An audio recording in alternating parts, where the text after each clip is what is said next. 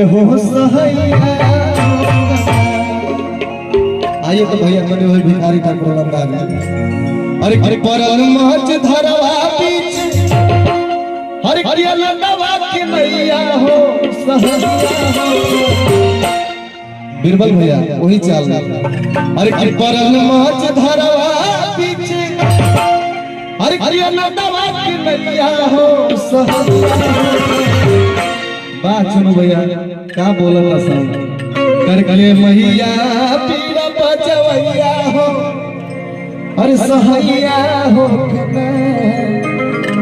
अरे की हो सहैया।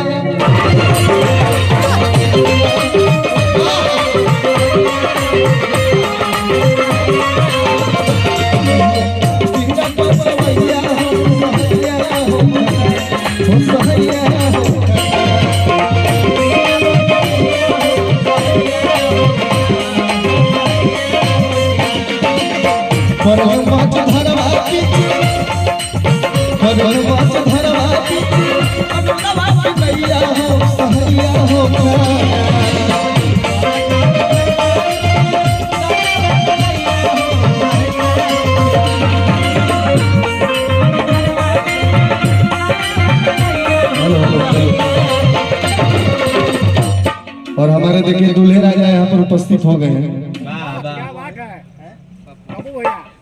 और पप्पू भैया मन से हार्दिक अभिनंदन वंदन है, आपका स्वागत है। आइए आइए तनी घर में तनी आओ आओ हो बुलाइए बुलाइए देखिए बुलाइए। अरे परल मच धरवा बीच बा बीरबल भैया और जोड़ा बा महाराज। अरे किया लंडवा के नैया हो सहैया हो। अरे के मैया पीड़ा बचवैया हो। देखिए यही खाटी गाना है भैया। ऐसे तो नाच कूद के सब के हो गावेला लेकिन ओरिजिनल चीज है ये सब जगह ना मिली। आई तनी कि मैया पीड़ा बचवैया हो। अरे सहैया हो अरे की हो सहैया।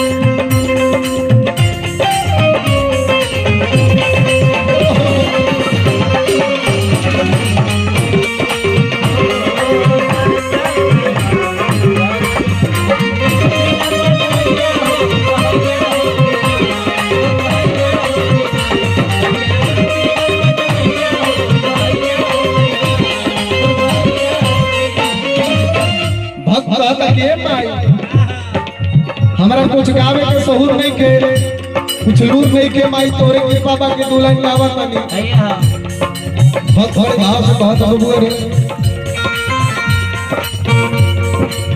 नाही गोलकारी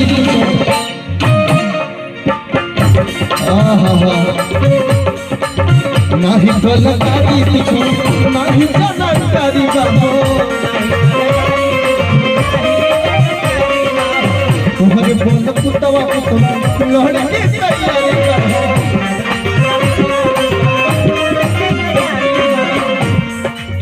किशोर के सरिता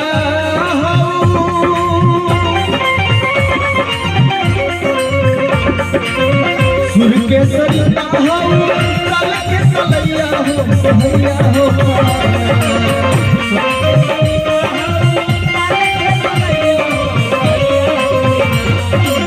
सुर के सरिता हो कल के सलैया हो सहैया हो।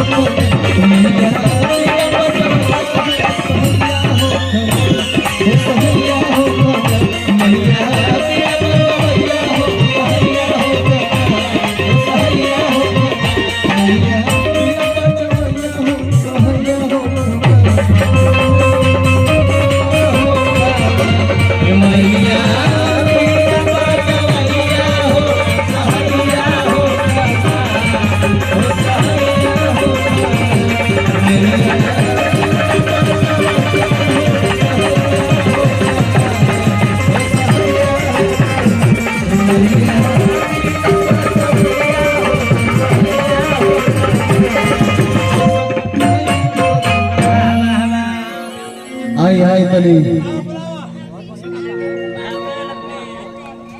आइए आइए आइए जल्दी आइए।